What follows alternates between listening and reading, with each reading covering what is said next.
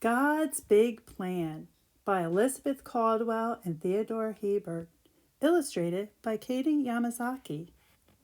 And Flyaway Books has given us permission to read this. They are the publisher. How did we get to be so different? Why do people speak so many different languages? Wouldn't it be easier if we were all alike? This is the story of the people of God found in the book of Genesis. People who were all alike and liked it that way. Then God surprised them.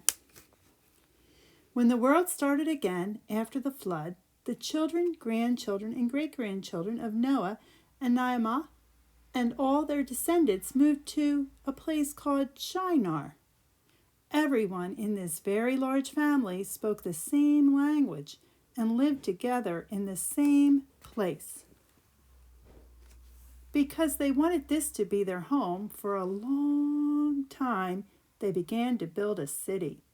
They made bricks out of mud and straw and baked them in furnaces until they were hard. They used hot tar for cement to hold the bricks together. They said to each other, "Let's build a big city with very tall buildings. Shinar will be home for us."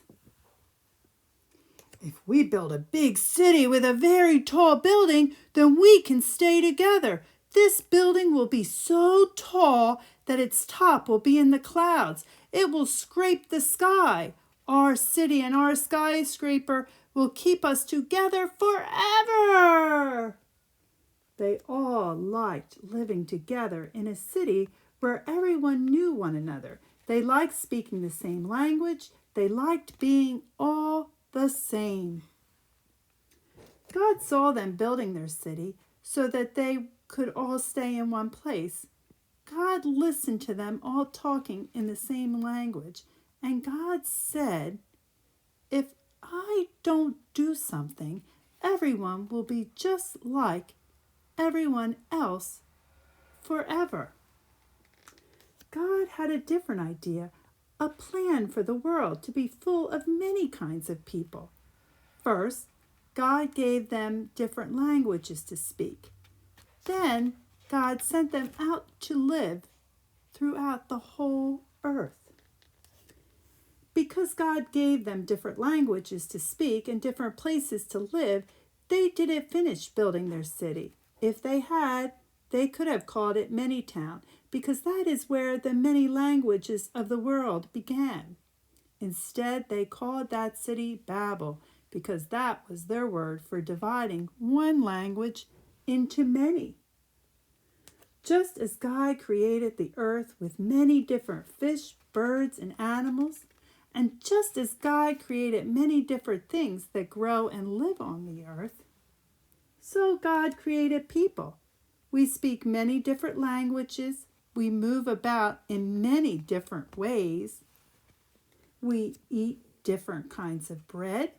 We eat in many different ways.